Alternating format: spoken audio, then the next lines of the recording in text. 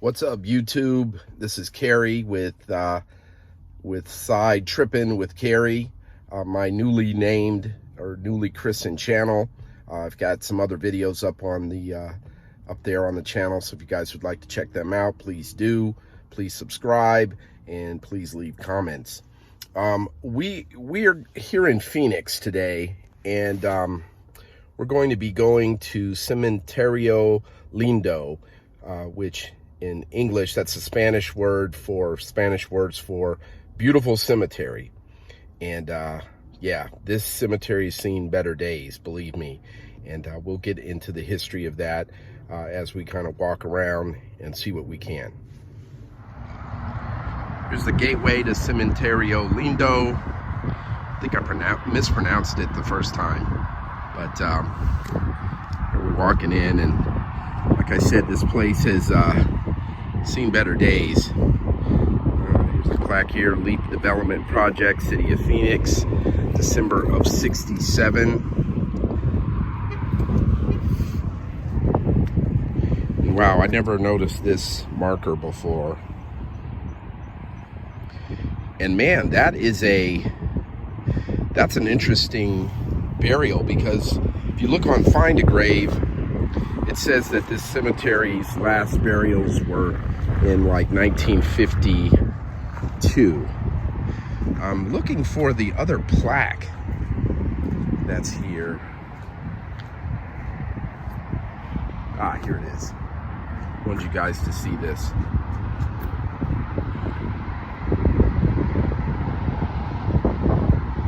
Yeah, and as you can see on the, even on the plaque, in addition to Find a Grave, it also says that, you know, that it was basically out of use in 1952. And this is a cenotaph designated for people whose exact location is unknown. A couple of markers here.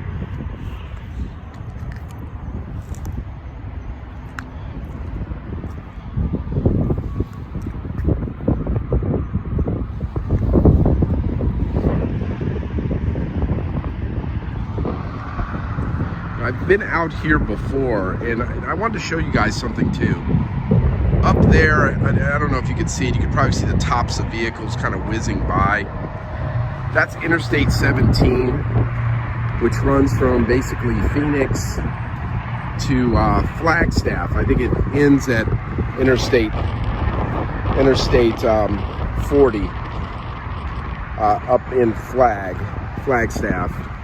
And when I was a kid, I mean really young, like maybe 6, which is how old I would have been in 1969, I can remember that retaining wall wasn't there, and you could kind of look over and see this cemetery when we got this close to it. So I can remember, you know, sitting in the back of my parents' car and viewing this cemetery, and I remember it having green grass, trees, and was in fairly decent shape.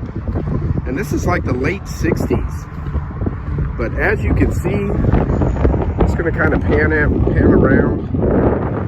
Man, this place has seen better days. It really has. And I wanted to kind of go as far down as I could. Like I said, I've been here before.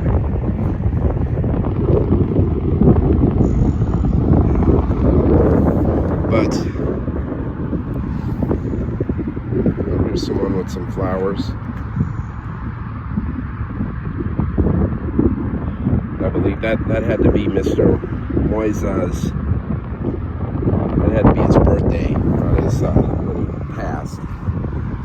But yeah, as you can see, man, a lot of these markers are in pretty rough shape, buried, half buried. Yeah, let's get down here as far as we can, see what we can find.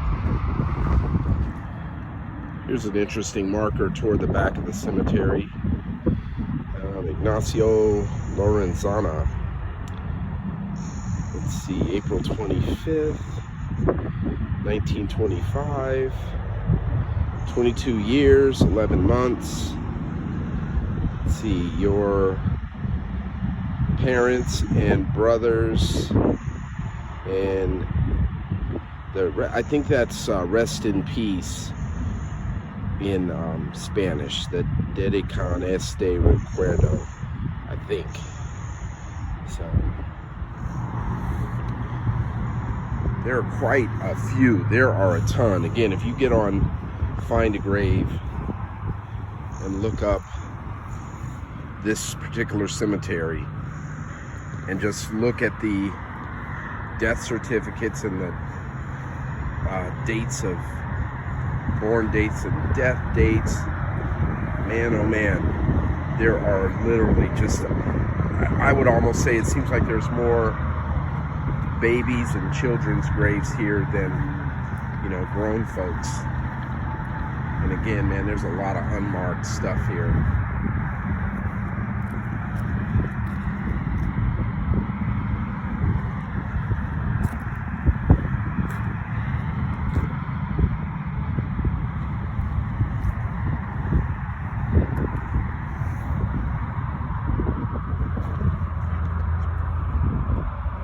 Baby Perez died 1939.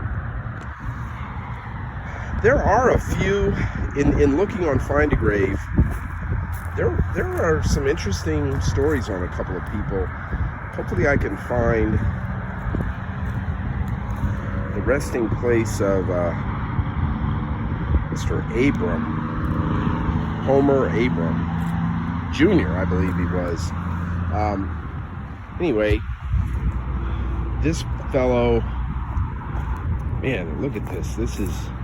These are weeds. So it looks like I believe the city of Phoenix owns this piece of property now. They're responsible for taking care of it. And so I guess they probably come out here once in a blue moon and chop down the weeds. Let's see. Reverend M.F. Franklin. Okay. Oh wow, here was a raised marker. As you can see, it's broken. Looks like the Virgin Mary or the Lady of Guadalupe, same thing. Let's see if we can see anything on the other side. Yeah, it's really hard to make out. Yeah. Okay. Moving on.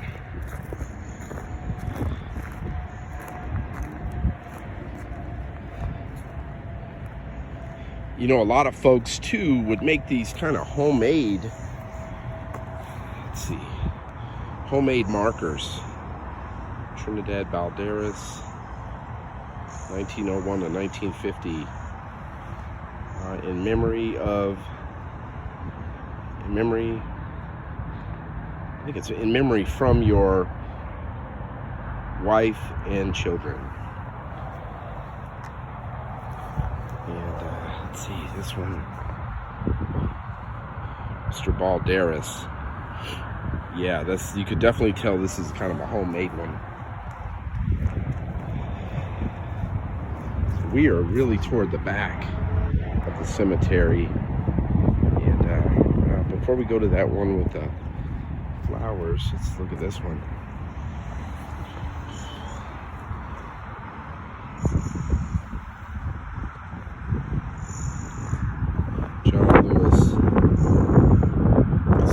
Indian Reservation, died in 1947. So Mr. Lewis here, from all indications, was probably a member of the Salt River tribe.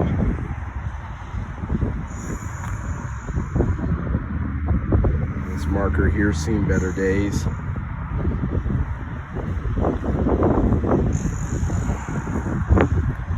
Okay, well this one has been, at least this grave here has been visited a little bit regularly.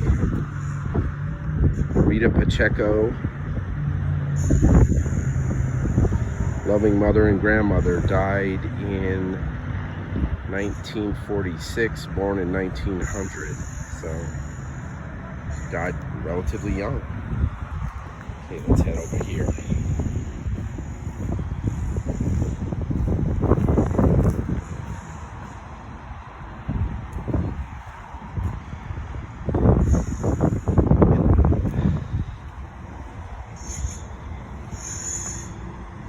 Finishing up on that story about Homer Abram. I mean, I was able to find a newspaper article from way back when, and you know it was way back when the headline reads, "Colored man found innocent or not guilty of filicide," which is an old word meaning if you kill a relative. And Homer Jr. apparently, according to the police reports, or excuse me, according to the newspaper accounts at the time, Homer Jr. jumped on his dad physically to the point where the elder, Mr. Abrams, had to defend himself, and wound up shooting his son, killing him. But his homicide, or that homicide, was ruled justified, strangely enough. And in digging a little more, it seems like Homer, it was over, the parents didn't approve of Homer Jr.'s choice in a woman. I guess it was an older woman. C.W. Marshall, Phoenix, Arizona, and R.E.C. Reward. Wow, there's a story here. I'm gonna have to look into that one and maybe amend this video.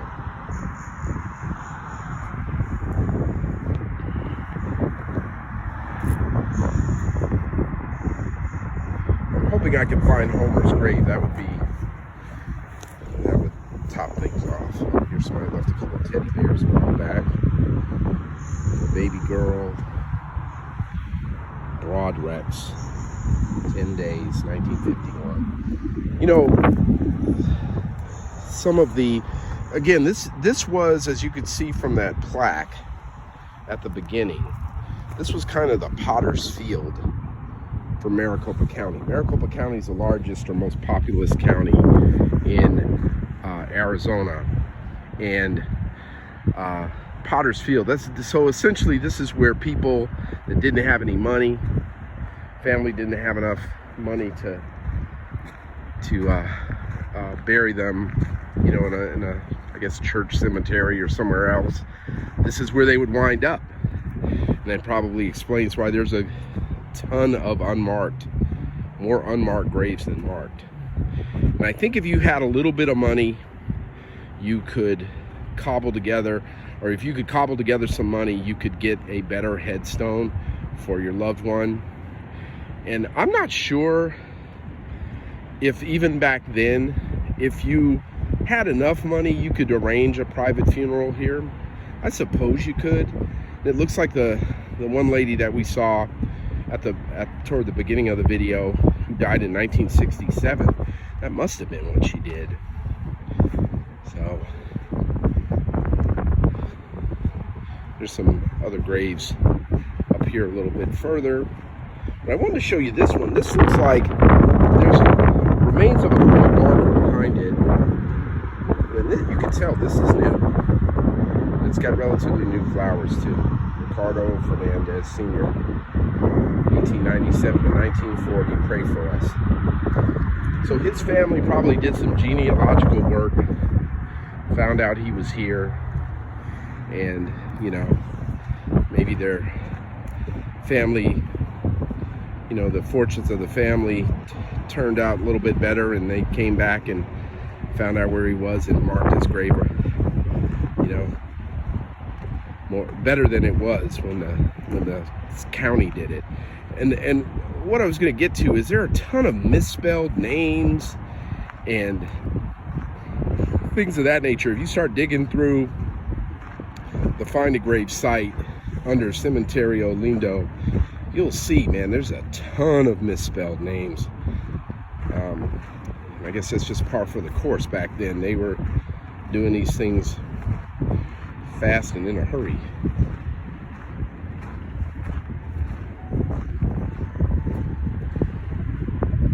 Okay, there's some more markers here. Again, more babies.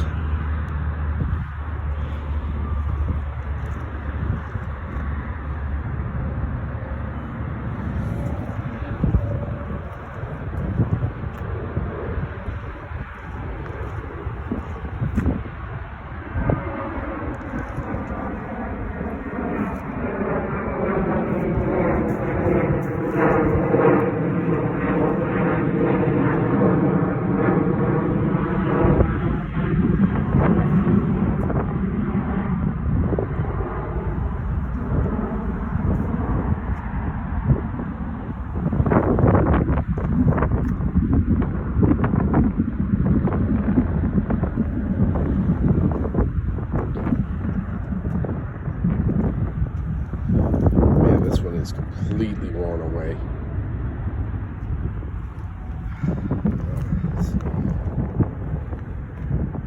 Angel Robles.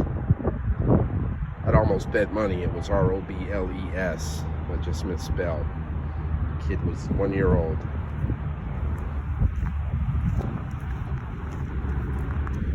Again, here we've got another homemade marker. Can't really see who it is.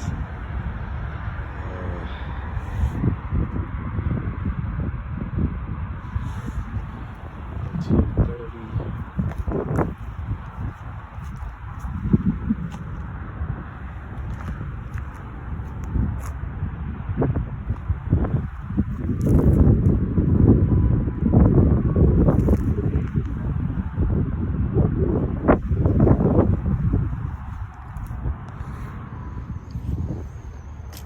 Yeah, here's a marker.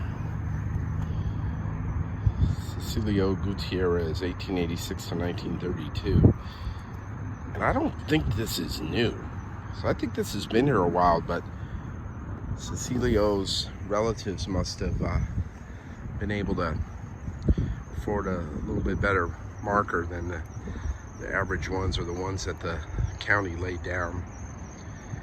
And man, this is another upright marker, and man, there are not too many of them, and the ones that are here are all in pretty rough shape, with where you can't make anything out on them.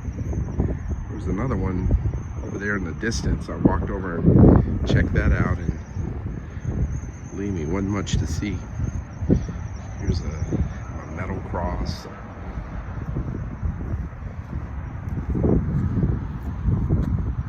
Cruz, 29 years old. He died in August of 1930, on August 4th, 1937, in memory from your husband and children.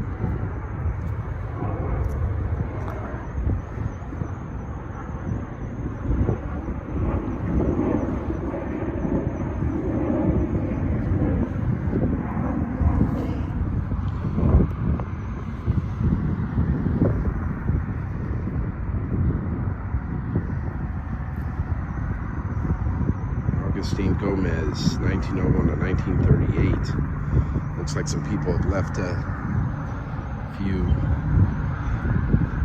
markers that they were here.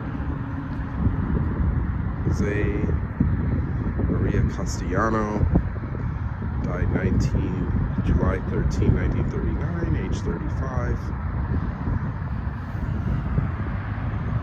Here's kind of another homemade, or not necessarily, well, yeah, it does look. Yeah, the slab, there was obviously something laying on there, some type of cross. Going away by time.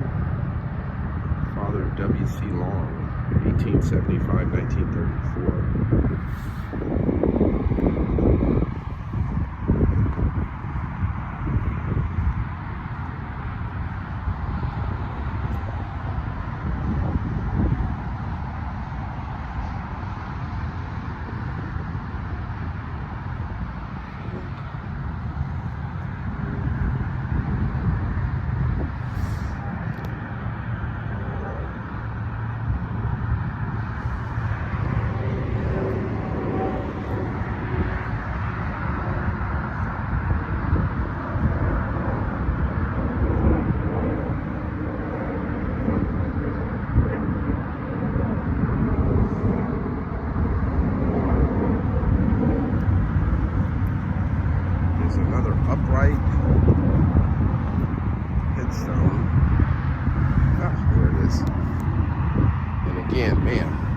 rough shape.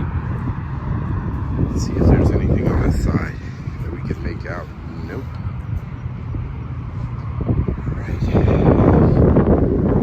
Here's one that's upright, and honestly, this is the first one that I've seen that is upright that you can make out. Cialina Miranda. See, and I bet you, again, I bet you anything Miranda is spelled incorrectly. I bet you it's M-I-R-A-N-D-A. M-I-R-A-N-D-A, right. October 25th, 1929, age 50.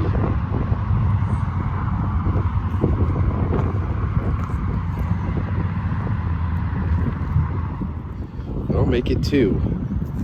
We've got the headstone here of Joedermody, age 45, died October 23rd, 1929, and he has a freestanding headstone. So that's two that I've seen so far, and I'm telling you, I think these are the only two. This one and Ms. Miranda's. Here's something you don't see every day. Unknown white man, died October 3rd, 1929. I believe that says age 24. So then I see that, and it makes me wonder, well, are there any unknown African-American men here, or African-American women? I bet you there are, but I haven't seen any markers, but I've seen one for this fellow. And it's really sad. This guy, well, what's interesting is, I wonder how they figured out he was 24 and he's unknown.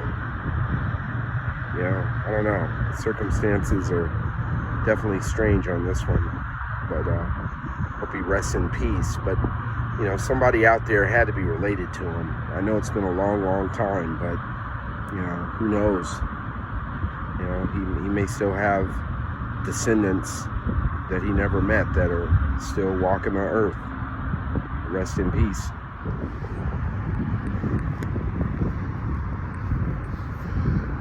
Kind of checking out the symmetry, or the kind of the placement, and it looks like on this side, well, and then I find a stone that messes with my theory. Oops, sorry about that.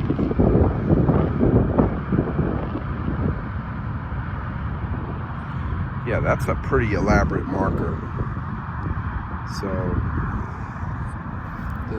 his relatives must have really paid the extra to get that on here. But for the most part, it seems like these are all 1929. And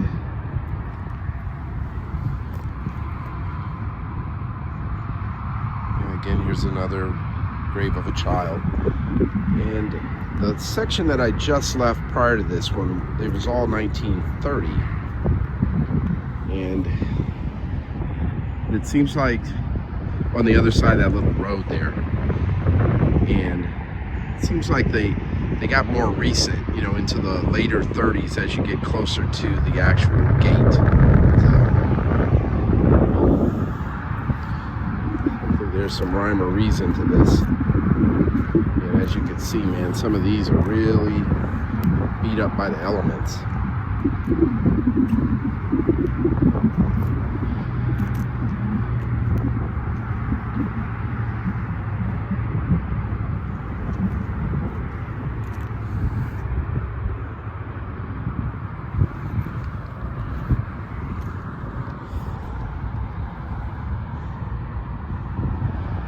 Oh yeah, this one is almost buried. Again, another homemade one. There's another homemade one. It's kind of interesting. It has like a homemade red concrete, and I think that's the county's. Yeah, that's the county's stone, and then the family must have come and laid this one down. There's an interesting marker. Rala Singh Jr. Born 17, died, looks like November 17th, 19. I believe that's 37. So I don't know if that means he was born in 1917 or, yeah, I don't know. But that name, Singh, I'm wondering if he was from India, or his family was from India. It's a common name, common Indian name from India.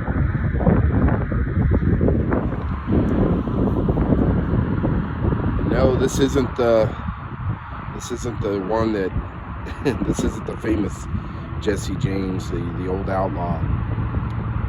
It was a common name probably back in the day. Matter of fact, my one of my grandfathers, that was actually his first name. Actually, first and middle name.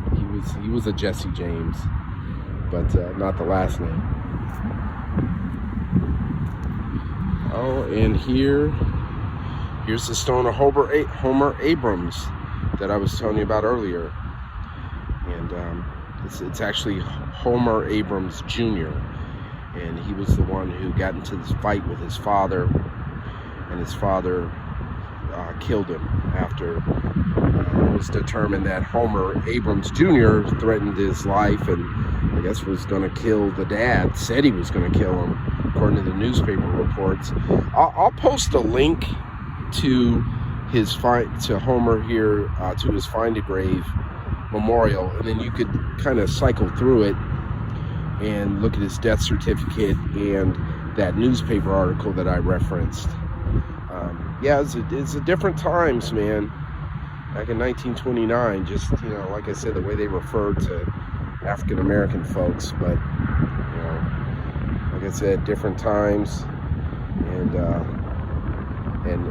you know, and I don't know what the deal was between Homer here and his father, but you know, it's just a tragedy being the father of a son and a daughter. You know, you can't imagine bringing harm to either one of them or to any of your children, but you know, man, it just had to have been a tragedy for all involved.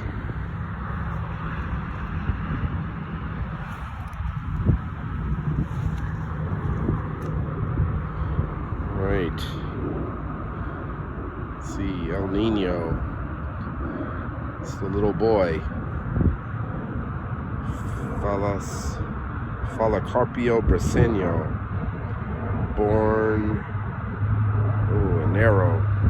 Oh man, I don't know that month. I feel bad now. My Spanish so far, my horrible Spanish is doing me pretty well. This one, man, they got me. Enero. That's gonna bug me. I'm gonna have to look that one up. And it's, yeah, and here it is buried. And let's see, there's your father. Well, folks, I'm gonna head on out. This is a side trip for sure, because I was supposed to be headed to my office to finish up some paperwork, billing stuff I needed to do. At least that's what I told my wife where I was going. So this is a total side trip, and she finds out she'll probably be mad at me.